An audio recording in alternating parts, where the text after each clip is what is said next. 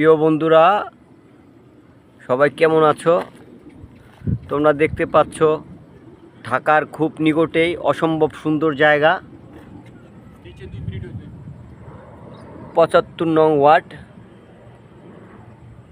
দক্ষিণ city corporation. আসলে বিকালবেলা এদিকে আসলে মন ভালো না হয়ে পারে না। অসম্ভব ভালো জায়গা, বসবাসের যোগ্য গ্রামীণ পরিবেশ। আপনারা দেখতে থাকুন।